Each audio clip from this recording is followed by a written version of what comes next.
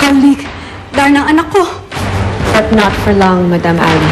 Dahil mahuhuli na namin si Darna. Nakulong ng mga sindikato si At habang nakapiil, nakilala ni Darna si Madam Ali. Huwag kang masyadong kumilos. Lalo ka lang masasaktan. Ano ba kailangan niyo sa akin? Wala akong kinalaman sa ginagawa ng anak ko. Anong klaseng ina ka? Bakit hinahayaan mong gumawa ng kasama ng anak mo? Pumayag si Madam Ali na pakawalan si Darna. Kapalit ng isang kondisyon. Ginawa ko to dahil gusto ko matigil ng pagsabog. Pero ito pa rin ang pangako mo sa akin. Hindi mo sasaktan o maghuli. Patatakasin mo siya. Katulad ng pagtatapos ko sa'yo. Sabi nga ka, hindi mo ako matitiisin. Ginawa ko yung para sa nanay mo. Ito pa. Ngunit hindi maatim ni Darna na pakawala ng isang halangang kaluluwang katulad ni Shishi. Katalikod si Darna sa usapan nila ni Ali. Kumpirmado, nakakulong na si Shiro. Nahuli siya ng mga polis. Ang dahil sa'yo, nabata ang anak ko! Pagkatapos sa lahat na ginawa ko para sa'yo, ito na yung gaganti ko! Ayun ko! Gusto kong pagbayarin yung tao na nakit sa pamilya ko. Hindi ko siya mapapatawan.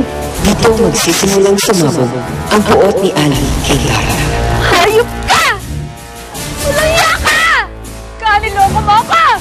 Walang kamalay-malay si Ali na ang babaeng kinasusuklaman niya at ang kanyang mawawalang anak ay Ace.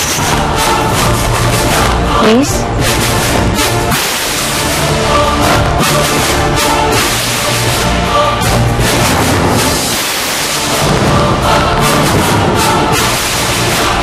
Samantala, wala nang magasik ng lagim. Babaeng law.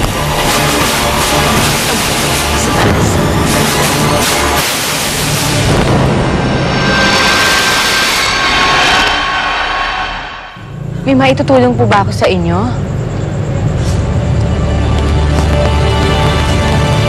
Galit po kayo kay Darna?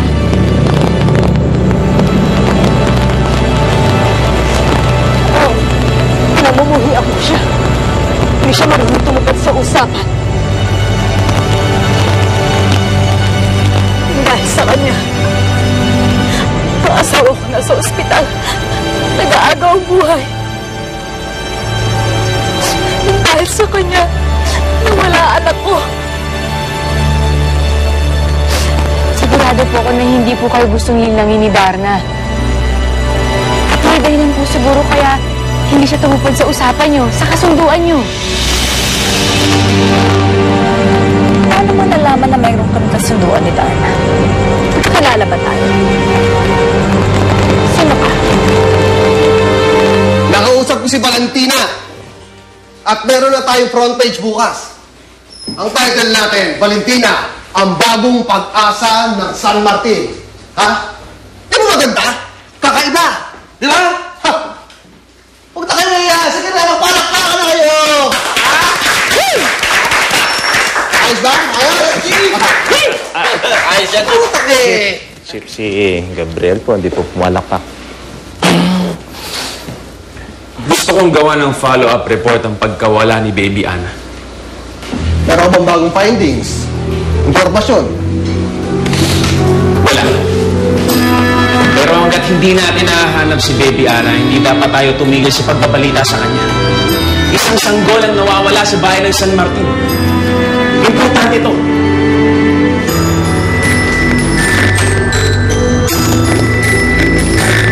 O sige, sa page 2 na yun. Kung magkakilala tayo, hindi kita natatandaan. Anong pangalan mo?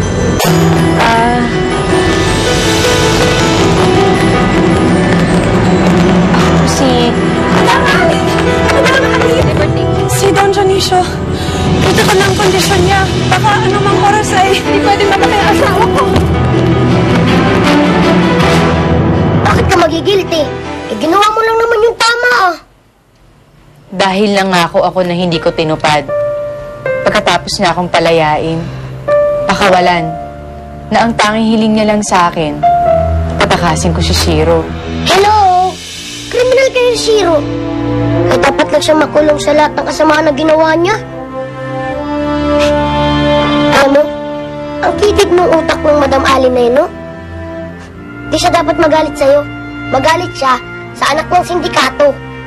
Ding, naiintindihan ko kung bakit gano'n ang reaksyon ni Madam Ali. Dahil hindi tumupad sa usapan si Darna. Magalit siya sa akin.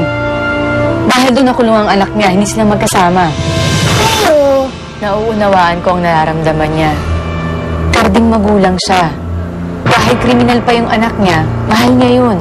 At hindi niya hayaang may mangyaring masama doon. May magagawa lang sana ako para makabawi kay Madam Ali. anak ko, kalimutan mo na nga yan. Basta, kapag magalit pa siya sa'yo, dead mo na lang. Di mo siya kawalan sa buhay mo eh. Tsaka, di mo naman siya kaano-ano, no? Yung dalawa, ano bago? Bago? Oo. Bago sapatos ko, Chip. Bago. Chip, ano ba batok dito? Hindi ko. Bago? Ano sinasabi bago?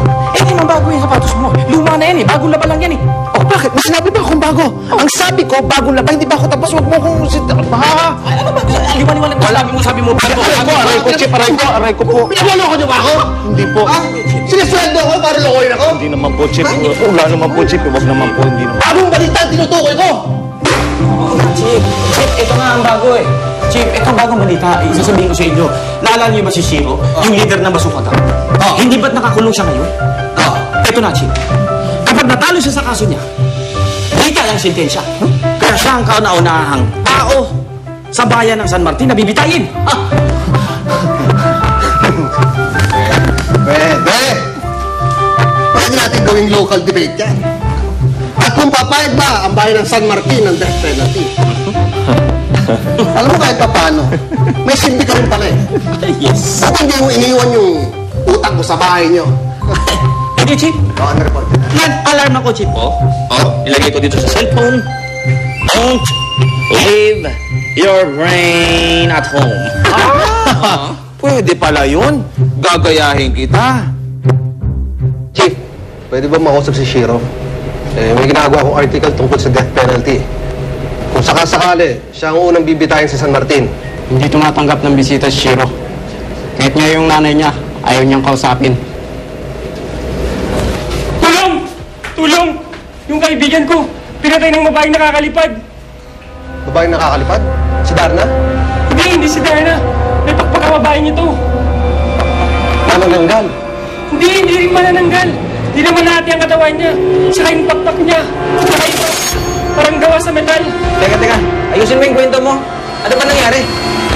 Lalakad kami ni Joey. Nakita namin na isang babae kakaibang suot niya. Kaibigan lang namin. Tapos, bigla siya nagkaroon ng pakpak. Saka nilipad si Joey. Saka binitawan sa ere. Nasaan ang kaibigan mo? Patay na. Kaibigan, describe mo ba sa akin kung ano itsura ng babae niya? Ano ba itong nangyayari sa San Martin? Puro na lang kaguluhan at kababalaghan? Di na natapos? Kasi napakaraming makasalanan sa bayan natin. Kaya ayan, kung ano-anong kampo ni Satanas ang gumagala. Isa ka na dun, ho! Anong binubulong-bulong mo dyan, ha? Ang sabi niya po, dapat daw po nagpapakabay na mga tao para po matigil yung kaguluhan. Ay, kayong dalawa, ha? Pumirmi kayo rito sa bahay. Baka kung ano-ano namang kagaluhan ang pasukan nyo. Lalo ka na! Aliling, nasaan ang mga bata? Tawagin mo at makapag-almusal na tayo. Sige na!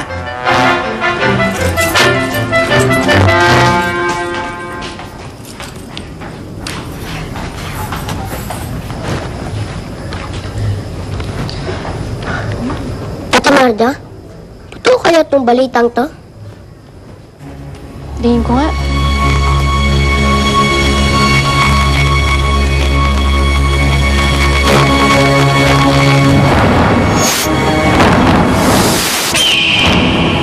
Malamang ito yung babaeng lawing. Panandalian sa'yo nakulong sa bato ng ibang dimensyon. Noong una si Intacta ang nakalaya. Pero ngayon malamang pati ang babaeng lawing nakalaya na rin. Mukhang mapapalaban ka na naman, Darna!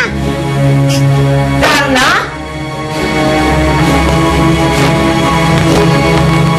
Narinig kong tinawag Tinawag mo siyang Darna.